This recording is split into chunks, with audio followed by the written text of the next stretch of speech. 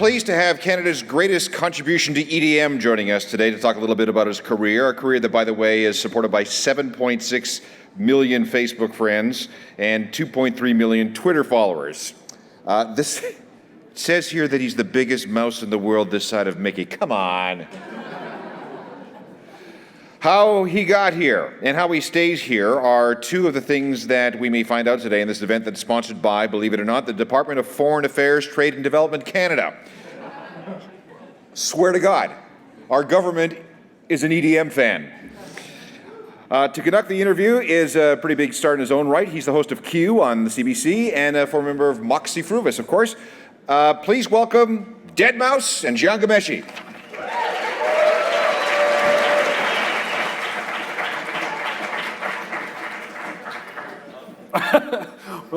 Yeah, right, you go over there. Why don't we sit here on this one? All right. Hi. Hi, everybody. Oh, we've got a massive countdown clock, too. Thanks for having, thanks, Alan, and thanks to everybody for coming to this, and CMW. And thanks to Joel for roping me into this a few months ago. And I'm happy to do it. How are you? I'm really good. I'm All right. well. Yeah. You're drinking, you need the caffeine? Is that what that's about? I did finish a Timmy's. That was funny. That was an interesting, when I watched the panel before that, and they were talking about, sponsors mostly and stuff like that. And we don't even have a deal with Timmy's.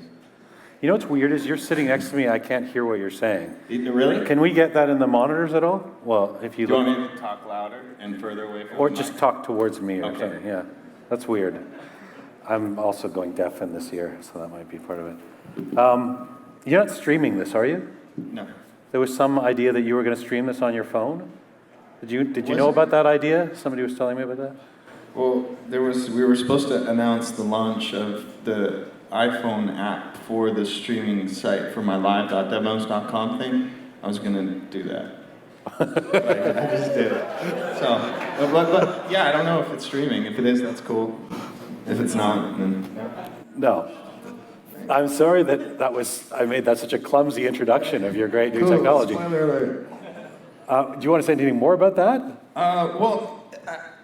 I'm trying out kind of, well, not the whole takeover model of, for an artist to do the direct distribution thing, connect to the fans kind of thing. But basically what I've done is nothing too incredibly original, but at least it's like, proprietary in the sense that I control the rights, the DRM, and some of the technology used for, the development of the site. So we're not using like a subscription-based service and then signing a deal with them and then having them manage it.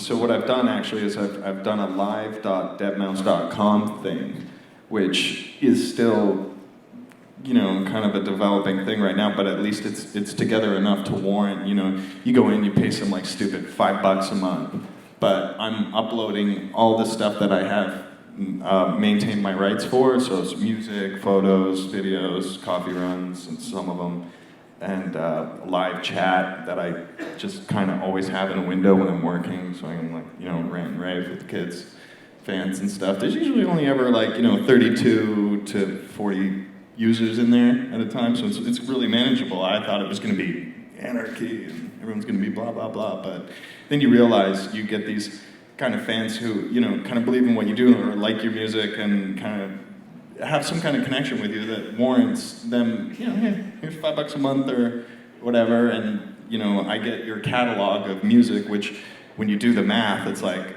there's about 96 bodies of work musically on that site.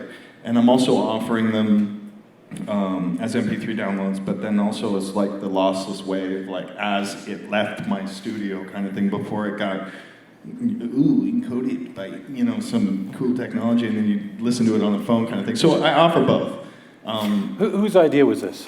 It was kind of mine, but the concept, I'm sure someone else thought of it because I've seen it before, like Drip FM and some other sites. But what they were companies that had the kind of money to start up a service like that, because it's expensive to start any kind of, as soon as you start taking actual money over the internet, you got to deal with, payment gateways and all that stuff, and then, it's... I mean, this is interesting because it wasn't where I was going to start, but why not? You're an innovator in different ways, and what you've just talked about is something that, with such detail, that a lot of artists wouldn't necessarily be thinking about at the forefront of their minds. How often are you thinking about an idea like the one you just talked about? Kind of as it comes into play, and then all those, like a lot of ideas that I do get come from, just staying connected to the world and technology as it comes in. So it's like a company has a product that's like really cool, and then I make some kind of connection with that product and how I can use that to better my production or better my music or better my, just create some kind of connection between the two companies, and then start discussions basically with that company, and then just field them out. And if they're total weirdos, then it's like, oh, that's too bad, but or if it works out, then we create some kind of thing. But I'm only thinking of them as I'm becoming aware of them, and then you kind of nurture them for a little bit, make the connections, and either stick management or legal on it, and see if you can make something cool happen. How often do you come up with ideas that legal say no to? Well, I'm learning. So, I'm understanding what's in the realm of what you can and cannot get away with. So it's getting a lot less frequent, which has totally decreased my... What's an example of something you couldn't get away with? Oh, geez. It's a good thing when you have to actually think about that.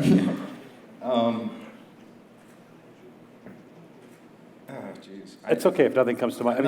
The other thing that's the subtext of what you were just describing is this notion of sharing a lot of what you do, including the creative process. And it seems to me like it's kind of counterintuitive, or it's the opposite of what the orthodoxy was previously around what an artist should do in terms of building a model that you then sell to the general public, right? Which is that you hold your cards back, you prep for the big launch, you don't share. I mean, and that has slowly been changing. There was Imogen Heap, who, while she was recording the album, was, asking people advice on, whether they like chord changes. Tell me where the line is for you in terms of what you want to share. That line is you don't even get to draw that if you're with a major, or if you're not working properly with a major. I mean, if we were still with Moxie and Ultra and I did that, they would kick my ass so far to the moon it wouldn't even be funny, But we had to kind of wait until we were done with that relationship and start up this, because I have to get the rights back to do that, because you're kind of screwing yourself in a way when you do things like that, and it only works when you have a certain infrastructure. Or you're at a certain place for that to be beneficial in a way. So a statement would be like, okay, $5, and you can go and download everything, in full CD quality, right? Now that does not help, iTunes, and it does not help physical in it, you know what I mean? Because we live in such this kind of file sharing world, and it doesn't help anything because 1 out of 10 users are just going to repost that shit anyway, and that's something you have to embrace or exploit in some way or another. So you're really kicking yourself in the ass by having that kind of transparency with giving away your work and ideas and thoughts and plans. So when I'm actually in that chat on that website, I kind of do a lot of live idea vomit, where I thought, it'd be really cool ideas, and I type it out, and then the kids get stoked on it, But they know, they get to learn that, it may not come to fruition. You're just vomiting? And I'm just vomiting, but then, sometimes it just kind of gravitates toward that black hole of the idea actually happening to the point where it happens, So it's a pretty cool thing to have that palette. I thought 2 steps back, and I'll sort of start where I wanted to. I thought this was an interesting juxtaposition for us to be doing this here today, because CMW and props and support to CMW for all the role that this plays in terms of nurturing independent or young musicians. But it's a festival, but it's also a conference, and it's also sort of a business networking thing, schmoozing, major labels, etc. It's not something I would necessarily see you at the center of. Do you feel like an outsider at a conference like this?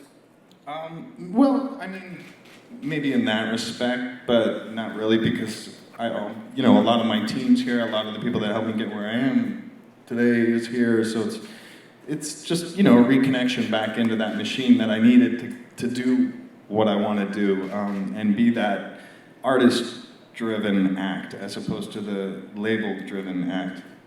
Would a younger, less established Joel Zimmerman be comfortable in this environment? Absolutely not.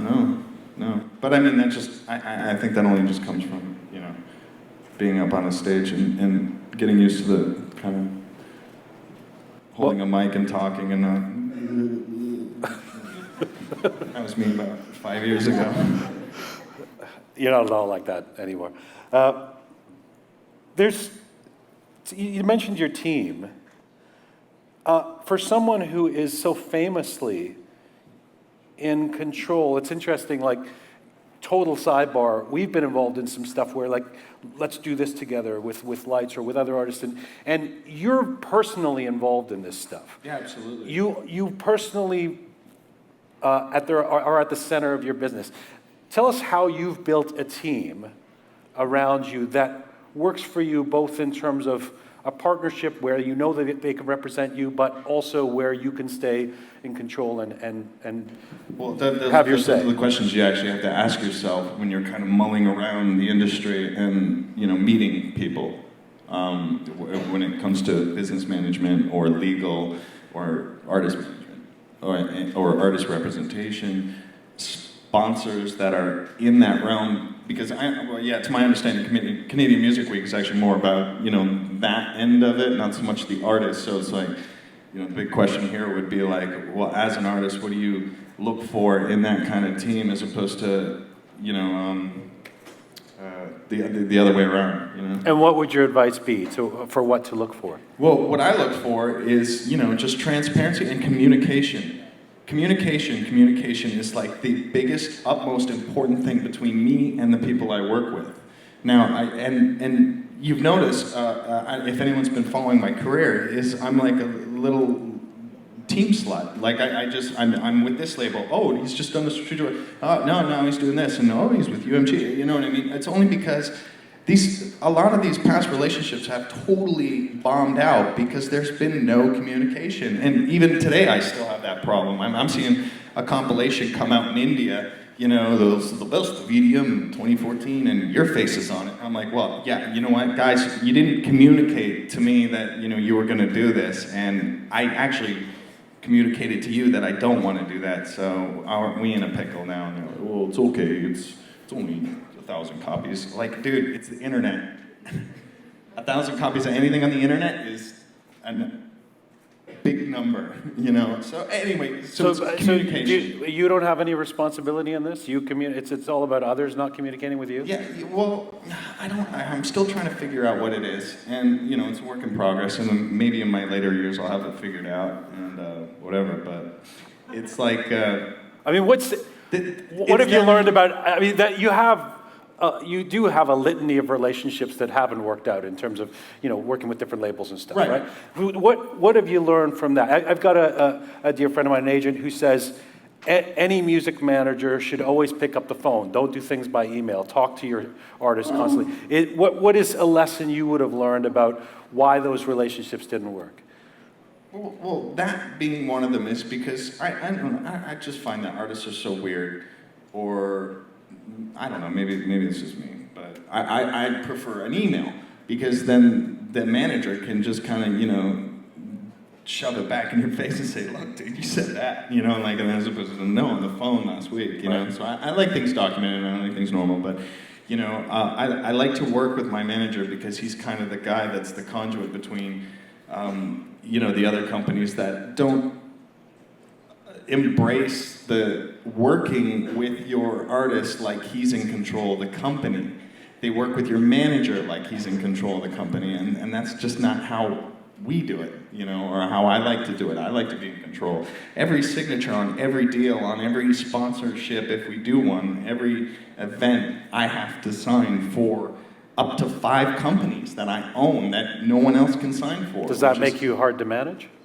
No, it actually makes it easier because I do the communication and that's it. And then there's no point where the team is kind of like in a powwow off to the side while I'm, in some hotel room with a hooker, and they're writing down, oh, okay, how do we sell this to him to get him to do this? Well, as long as there's this constant line of... But why do you have to get on the, or call out the guy in India with the EDM because that's not how I want my career to go. But why isn't your team dealing with that? Why are you in the middle of that? Why? I mean, and they probably would deal with it. Why do you insert yourself? It's the alpha dog complex, It's good because you want to show them that, look, next time this happens, and now you know that you just come right to me. You don't even have to go to the team, and we can all save a lot of time and drama, So, but you get mad and you want to speak out too, right? Well, yeah, but I mean that was a double front. You know what I mean? Yes, I'm sure that could have been handled very internally, but externally too, I just kind of wanted to drive the point home that I'm not part of this all singing, all dancing, or sliding downhill, raking in sponsorship money thing until the disco era is over, or whatever. Part of it is you also do this publicly so people know where you stand, right? It's funny, right? I think. Sometimes. Let me ask you about, there's a lot of talk, some part of the corporate speak around music these days is about the brand. And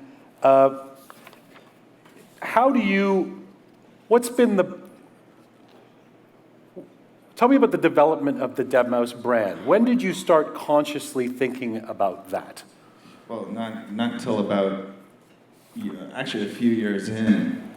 It was kind of like a hobby project, the mouse head thing. It was actually derived from me learning 3D modeling and lighting and stuff like that, and that was like my shader model that I would use for HDRI scenes in 3D Max and all that stuff. So it kind of grew on me and stuff like that. And then I had a bit of advice from, you remember Jay Gordon from Orgy?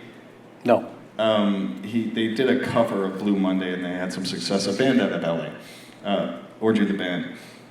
And so he sent me a photo of something and I was playing around with some 3D stuff and I put the mouse head on his head and sent it back and his dad, Lou Gordon, it was like all business, big shot guy, it was hilarious dude. So he was like, you need to really brand that and make that yours. And I'm like, yeah, whatever, calm down, Lou, And now I see the importance of that, And then Jay was just like, no, seriously, like if you ever perform live or something like that, that'll make you stand out or whatever it is you do. And I was like, oh, okay, cool. And then just put that on the back burner. And then, some 4 years later, I look back on that conversation that I had with him and Lou, and I just, all right, let's get this thing fabricated, go to Halifax and see what happens, And it was weird, but. And what did you learn about how important that kind of branding can be? Well, I didn't really learn much from it because a lot of it's just common dumbass sense. When I want a Starbucks and I'm driving down the street, I'm looking for a green tart. I'm not looking, I'm not looking in the directory or whatever, and if I want a really crappy burger or whatever, I'm looking for that big golden thing, So it's brand unity, but that's like a whole nother realm and discussion and stuff like that of just like being able to associate something very simple with a whole array of stuff, albeit music, that guy that talks on Twitter all the time, or this and Ish Q, but it just really, it's very... When you came on, one of the interviews we did a couple years ago in Studio Q, it was one of the first times you were appearing on camera doing an interview. You didn't do a lot of interviews without the mouse head on, and tell me about that transition where you started to go, okay, I'll out myself as Joel and become recognizable that way, Well, too. that happened when I started learning about kind of the business or the management side or what it's becoming and how it's, actually impacting things now on a social scale and on a business scale and all that stuff. So now I've become a lot more aware of things that, well, I find wrong or really good or, and that kind of thing. So now I'm just kind of involving myself a lot more with it. And as I'm doing that, I'm learning a lot of new things about, how, Jesus, I'm pretty sure I could write the bar tomorrow and pass for a copyright lawyer, just because of the amount of stuff that I have to do with my lawyer, So, and I This find is it actually very you've mentioned interesting. this a few times, legal stuff. Give us an example of what you're dealing with on the legal front. What is it that you have to spend so much time on with your lawyer? But, early years, it was a lot about just kind of asking for forgiveness and permission before doing things. And that's actually going to start really becoming the case, especially with this, for whatever reason, everyone thinks it's this boom, it's this fad, it's this thing that's all reasserted. No, it's not. It's just getting attention, anyway, things like remixing, okay? That's a big deal, I don't think Daft Punk would be able to get away with doing an album as good as Discovery today. Just because of all the, the size of this and the money that comes in, you know what I mean? You'd have every one of those lawyers from, all those old funk bands right up your butt, you know what I mean? And it's just like that, you can't get away with that kind of stuff anymore. It's not, now it's... And you lament that. You think that's a problem. Well, no, I don't think it's a problem. I just think it's a lot more, because it's so mainstream now, there's a lot more litigation being, kind of brought to the table and stuff in terms of like, this guy stole this guy stole that, so, like I said, 10 years ago, I sampled Maestro for S-West. Fine, whatever, Wayne Williams plays it, cool. Do that now, you know what I mean? And it's just all out war, So, it's good it was good for me to get my head around the legalities of kind of everything past and present, from, the Digital Millennium Copyright Act. And what's a simple lesson you've learned for somebody who wants to be doing what you do, who's sitting in the audience right now? Well, on which front? You tell me. Well, creatively or businessly, because you can't honestly survive 20 minutes in this business without having both, Creatively, yeah, I could offer all sorts of production advice, which is what, I did in a perfect world. That's what I would just be doing, is just making music and not really being so outspoken about the industry and stuff like that. But, the only things that are going to change are the things that you put your head into. But it's good to have your head in both places, I'm not saying you've got to go and, go to law school for, 5 years to study copyright law and IP and digital management and all that stuff. No, you could definitely have a team to do that, but it's just good to pay attention. Absolutely, and I've heard that from every artist in the world ever of all time. It's like if you ask Joe Rocker, who was big in the '80s, I'd be like, "Hey, man, what's really important?" He goes, "You really need to get involved," and I guess the tough part is, there's also people who say, "I just want to be an artist, and I want the team to deal with that stuff." Like, I wonder how how much time that you put into that takes away from being the creative guy, or being the innovator, or being the guy who's the engineer. Well, not much even if with it's your EDM we're talking about. What's that? Well, not much if it's EDM we're talking about. You know what I mean? Well, you should explain that. Well, that's interesting. It's right now it's so easy to do, to produce, to create, and all that stuff. I'm not saying it's like anyone can do it well, because but like I actually heard a funny tidbit earlier today was that, it's like, well, these artists are coming in so quick and so hot and all that stuff. How do you as a management company go and find them and get them before, other PRS societies poach them, right? Well, that would be a problem, especially when you have all this, like, totally, almost immediately accessible tools for making that kind of music, readily available to everyone from 10-year-old Aiden Jude's parents to, guys like Martin Garrix. And I'm not knocking anyone today, believe it or not, but it's just that's how accessible it is, So a lot of these kids are doing this, like, I guess in the traditional sense, the one-hit wonders that do that thing, that's the now sound, you know? It's just such an easy thing to do technically, you know? And I guess, you know, Arcade Fire, yeah, they were in the right to say a couple things that they said, but I just think they Hang on a second.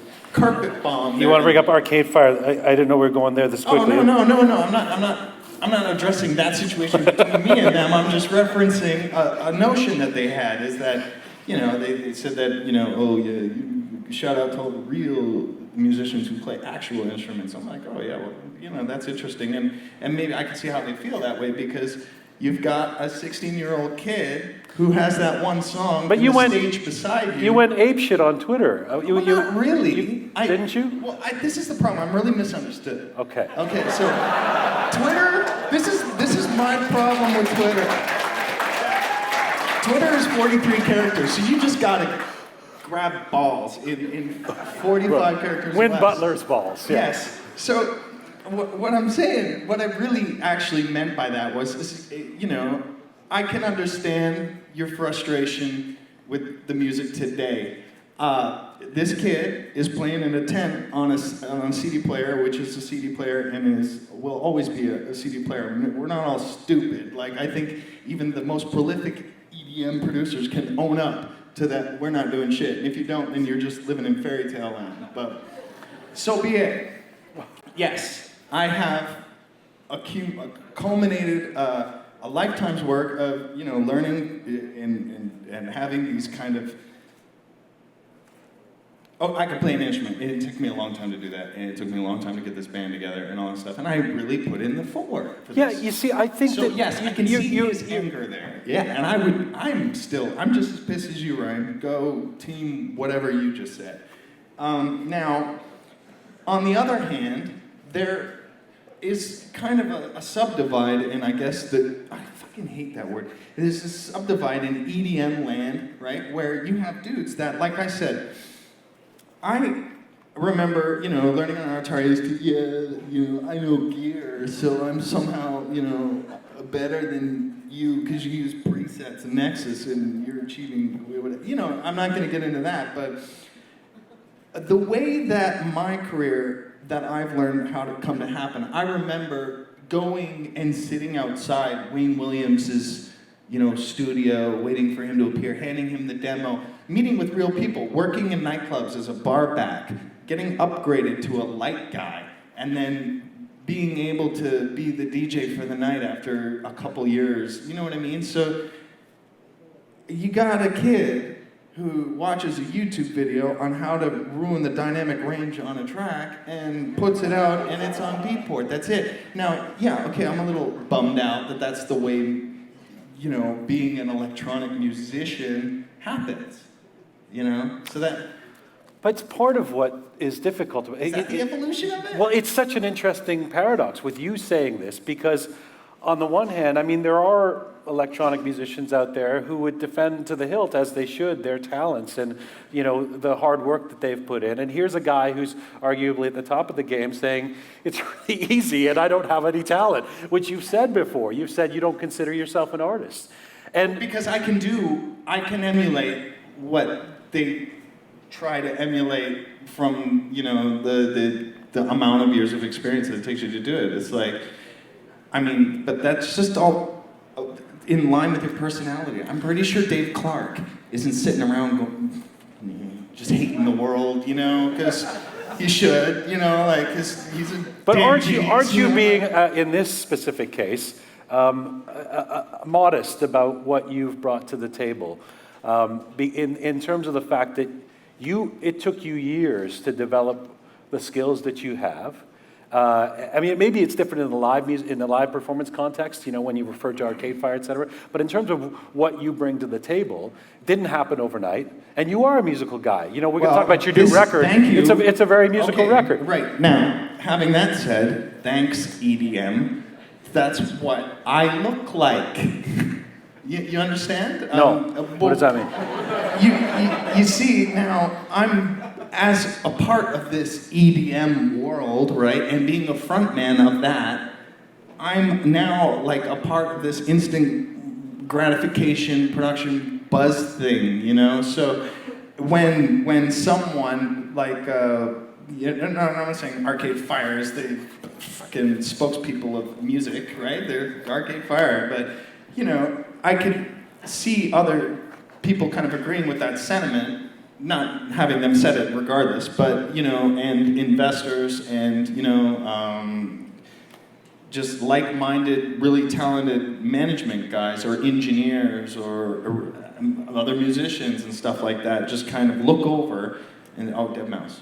Oh yeah, that's the, you know what I mean? And though I would respect, you know, like Mutt Lange or, you know, and all those guys, Yeah. you know, really giving a good mix to something like that, won't touch that shit with a 10-foot pole because it's DJ stuff. It's not, you know what I mean? Right, So right. I'm in a tricky spot. Yeah. So it would be. So don't you worry, having said what you just said, then that if you say it's easy, it's not that it will be misunderstood as a way of not conferring respect upon you? Yeah, absolutely. You know, so. And there we have the DeadMau5 contradiction. There you go, man. Often, let me ask you about EDM. Often when a genre or a scene blows up, there's an inevitable fall off, oversaturation, Yeah. co-optation. Do you worry about that happening to this generation of electronic musicians, or really has it already happened? It's already, that was 2 years ago, you know, it just kind of started, that's why they, you know, I don't know, like, if you look at it like an organism, or as a single entity kind of hive mind creature, that's why we have had these weird little feeder line anomalies happen off of it, like trap and dubstep, you know, because it's trying to unfuck itself, like naturally, like through, you know, the course of time, you know, so that's what's happening with Once EDM. you've fucked, it's hard to unfuck. It is really hard. That's why it rarely kind of just completely goes off. Like, what was the defining moment in disco where they, you know, where everyone just went and you know, hung up their velour pants except for Disco Donnie? Well, it was certainly the burning of disco records and Disco Sucks, that famous event in Cincinnati and all that, right? Well, I don't know, because Oh. I wasn't conceived, but What? I'm guessing. Because I'm older, I'll tell you. School me here. Yeah, I mean, was there a defining Well, moment? disco came out of this amazing, combination of soul and funk and all that, and Jojo Moroder and Donna Summer and cool club shit that was happening, And etc. that's how it got And there. then it became this mainstream treacle that was co-opted and became so insufferable to some people that a movement developed against it, and people were going disco sucks, disco So sucks. why is And- EDM safe from that? Well, it's not. It's actually And that's the more question. susceptible to it because of now you've just thrown, you know, rocket fuel on the gas that's already on the fire because you have social media, you have, you know, all this other stuff that's just can buzz around it and either make it great or just make it a kind of I mean, thing you that fizzles say out. 2 years ago, when we did speak 2 years ago, you said a lot of pop acts are going to use the dance rave thing to sell it out, oversaturate it, water down what I do. I mean, Well, that's modern fine. pop right now has done exactly that. Various examples. I mean, you might say Avril Lavigne's latest single, you know, with its dubstep break. Don't make me say it. I mean, for example, what do you think of that?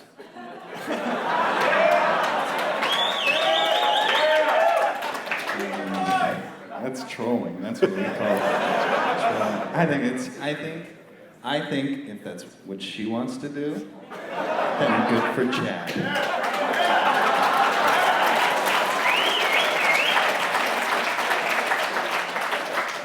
Does it when the music? Look.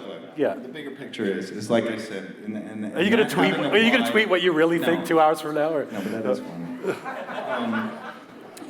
funny. That kind of phasing out and then the oversaturation of stuff like that is tricking. Like I said, like Dina said, you know, the audience, the fans and all that stuff. They're smart. They get it, and I that's something we both share. You know, as kind of a team. You know, and I understand that. But the problem with the people who are throwing money, like real money at this shit, don't most of the time. And this is kind of investing in the wrong shit. You know, you're investing in a festival You're making a festival brand. Hey, who's going to Tomorrowland? Who's playing? I don't fucking know. It's Tomorrowland. Jesus Christ, you know, or hey, I'm signed to Ultra. I mean, it's like, okay, well, you know, brands and events are becoming superstars, and that's good for them. You know, they love that shit because that's where the money's kind of being funneled. But The promoters win. right. So what I'd like to see happen in a perfect world, or even a common sense world, would be the artist investing into an act, into an artist, because that's why they're fucking there. You know what I mean? Not because they just gotta, hey, Richard, I have an idea. Let's do a big electronic festival, and you know, like the acts will come. Don't worry about it. Just give me a lot of money for this festival. And If electronic music has been you know, that you were identified with so closely, so has been co-opted by the mainstream, do you then feel? I mean, does your creative side yearn to do something new? Do you feel necessarily you have to go in different directions? yeah, absolutely. Just to not prove a point or say, oh, I can make hip hop if I want to make hip hop, or I can, you know, no, that's not about that, because I'm an electronic music aficionado, and by that I mean I like Depeche Mode. I fucking love Depeche Mode. You know what I mean? So that's electronic music. That's EDM. You know what I mean? How many people do you see just kind of watching them while they perform? Not like dancing. It's electronic. It's fucking music, if anything. You know? So like that to me is like saying, okay, well that's EDM too. You know, let's all go there. But you know what? You can't take a group of, you know, guys like Depeche Mode and then get 20 more groups like them, brand a massive festival, and have that work, you know? And if I was a technology partner with, you know, those guys or whatever, you know, I wouldn't be interested in the venues they're playing or what touring company they signed up with and then working with them. I just work directly with the artist and do what I need to do, you know? So if anything, I'd like to see is just more artist connection with, you know, sponsors, if it's even needed. Half the time, but you know, so that's the way I view electronic music. I want to move on to your new record because I've had a chance to. Wait, Okay. do you want to move on to your? Yeah, new sure. Because it's really good, and I've had the chance to listen to it a bit. But just to close that conversation and to put it really bluntly, like, is electronic music in the way that it's been characterized, like EDM, that sound, is that over? For me, I don't know. You guys, there's always going to be one in the crowd that's going to carry that on, but I'm going to be pretty hard pressed to see someone play Animals as their wedding music 20 years from now. You know what I mean?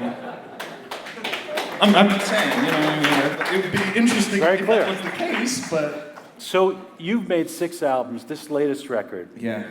You called this. You said to me, "This is the what did you say?" You said, "This is the first proper album I've made."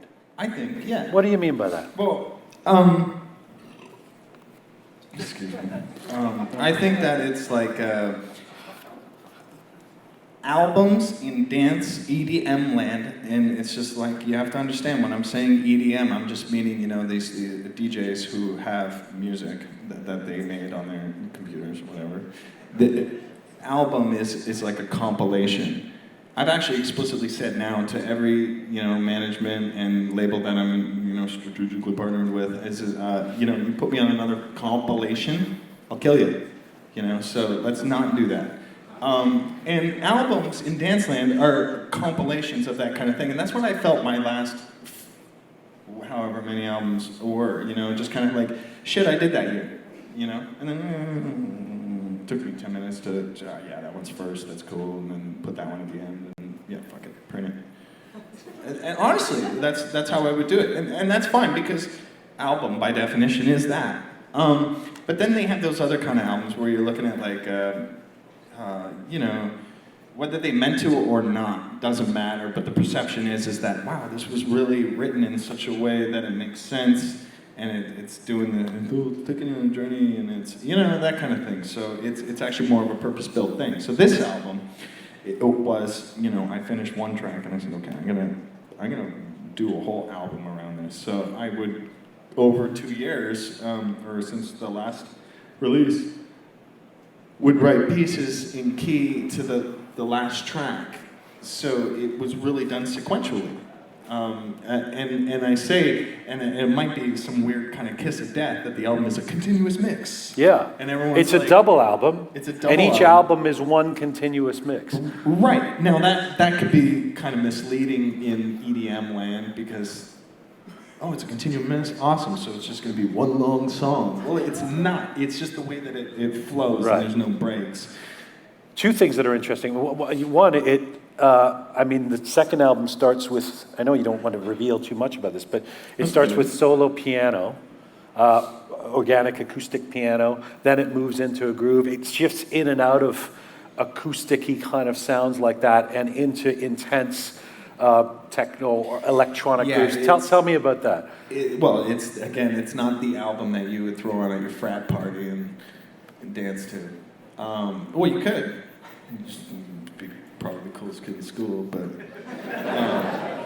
it's not a dance album. So I like the idea of being able to take two different facets of music. One being that kind of big room sound, or my interpretation of the big room sound, or whatever, that I know that I can go to any EDM-a-thon fest thing and play it, and then you get it has a drop, I'm happy. So I can play that, but then somehow transform it into something that's like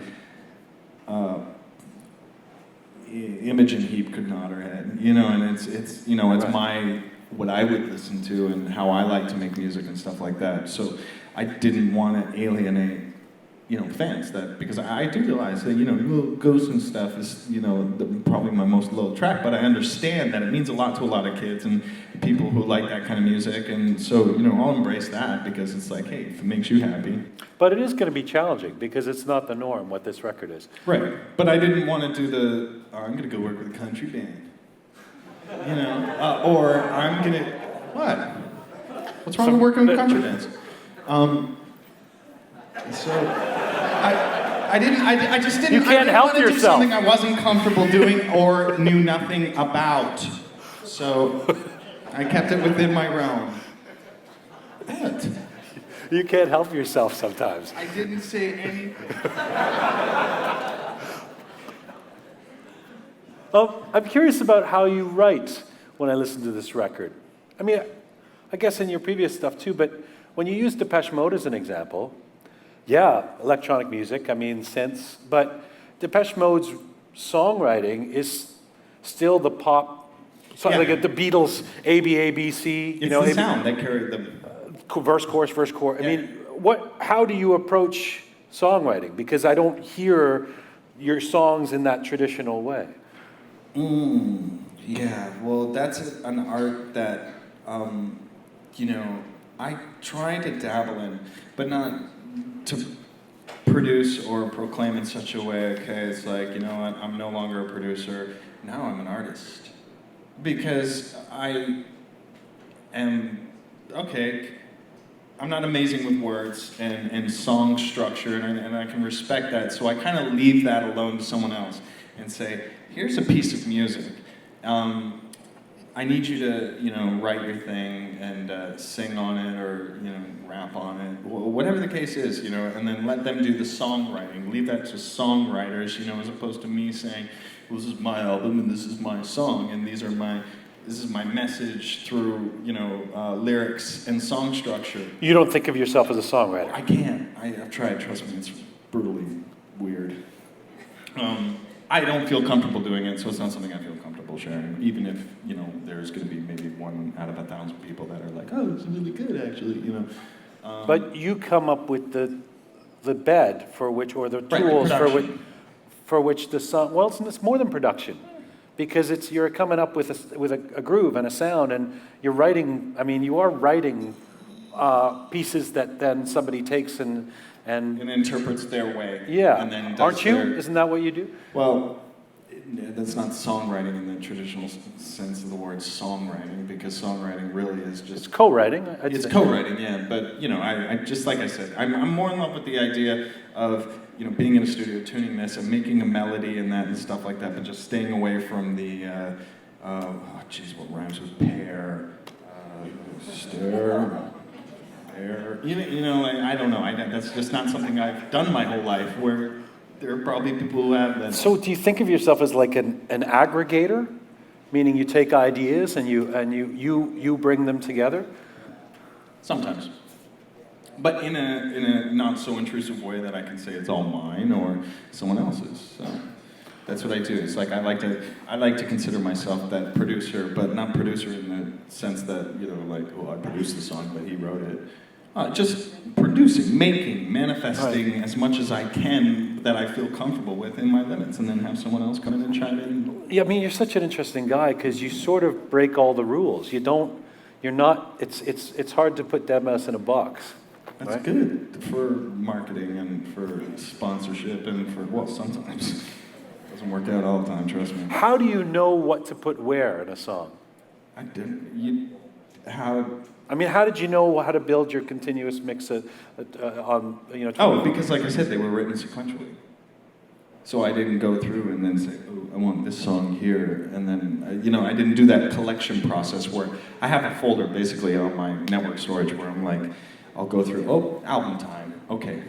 And I can just go through a list of tracks that I've done that year and then just kind of stitch everything. What I've actually done is I've produced all the tracks in the same environment, which I think is going to be interesting to show, other fellow producers and music makers how this album was made, in the sense that it's all actually just one big project file.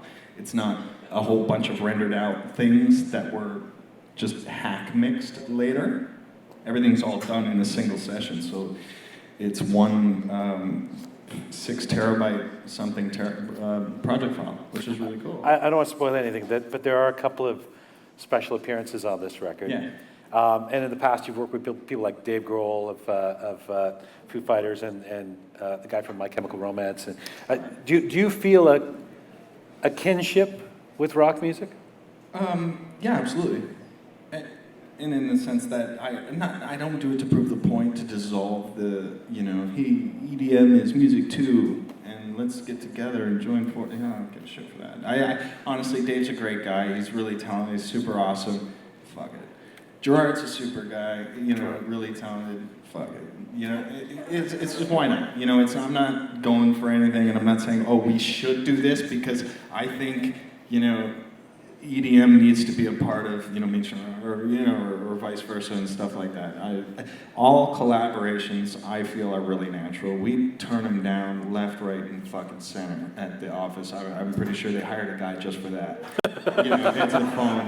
No, just because I need them to be... That's amazing. I need my collaborations to be with people that I want to work with, or what I'm interested in hearing, not like why I need to write a song with so-and-so to sell 1 million copies. I probably could do that, and retire off that one alone, but I'm not interested. So how do you decide?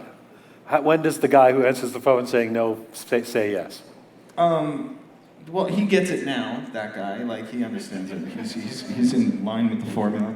But it's, usually my connections on collaborations are made in person first. Do I even like you as a human being? It has to be, the first thing on the checklist, if I want to, tolerate being associated with you, Right. How long is that list? Because is it? Oh, no. I'm not impossible to get along with. I'm not a terribly horrible. I don't like to see myself as some crazy dude. That's just out for blood. But I can get along with just about anyone, and more so with someone that where we can create this kind of synergy. It's like, I like the sound of this and then the sound of that. I swear, I've been approached by people that says, "Hey, dude, you know what? If we did this, this would sell so much." It's like, fuck off. Okay, you're obviously, that's where your head's at right now, and I don't care about that, because that's just, if you're But you do like making money. Sure. Right? And there's so many opportunities to do that inside and outside of EDM, all in that culture, you know what I mean? Trust me. But, like I said, I tell everyone, if I wanted to make money, I'd do one dance hit, and then I'd go into real estate. That's it. Game over. And then, your face... Calvin Harris. He's in real estate? No, but I'm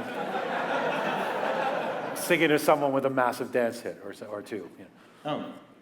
Well, yeah, but he's still going. But he's He still loves it. going. Yeah, He yeah, loves absolutely. doing I didn't this. go to. It wasn't the real estate part I was drawing the analogy. Do you? I'm noticing like we're almost out of time here, and that there's a lot of things I wanted to ask you about. Let me ask you a couple of things. With your success and with your fame, your life gets so scrutinized, and you partly open yourself up to that by being as interactive as you are with your fans. And where's the line of privacy for DeadMau5? That's a good question, and that's something I really need to start asking myself sooner or later, because like I said, I'm very transparent, and a lot of people know my shit, actually, when I think about that. But it's not that bad, you know, like, trust me, like, it could have been way worse if I would have had some crazy, weird addictions or, you know, that kind of thing, or really detrimental bullshit that's just bad for everyone kind of thing. Or, but I don't think, well, I don't think I do, but and if I did, you'd know about it. It'd be all over the fucking place. Are there measures that you're taking at this point No. in your team to kind of go, I don't Hey. want this part of my life, you know? Not really. No, that's at my discretion, not so much, you know, And you management. feel comfortable right now with the amount of, you know, Well, yeah, scrutiny because you it's get? like, the scrutiny that I do get is subjective. You know, because I'm not putting things out there that are illegal, are, you know, really morally corrupt and fucked up. You know, and I just, that's just a good way to live as a human fucking being, not let alone, you know, someone who's, you know, watched. But I just don't put those things out there if I want to do them, you know what I mean? And they don't get reviewed and stuff like that. So the kind of things that people are speculating on and scrutinizing and saying are just, it's your fucking opinion, man. You know, that's where it ends. I mean, before we end this, and I really do enjoy talking to you, man. You've got such a Coffee run, John. What's that? Coffee run. Yeah, I'm in. Jian I'm Ghomeshi. in. You're such a dexterous, like such an interesting mind.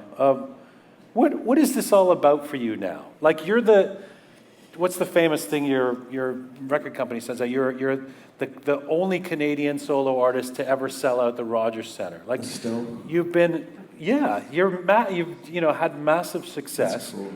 So But I owe that actually to the EDM burst too. okay, so like what is this for now for you? What is This your is it. This is life. You know, this is what I do. Not just for work, but this is just who I am. This is what I do. There's really nothing. and how do you outside measure of that. your success now for yourself? For myself? What would this?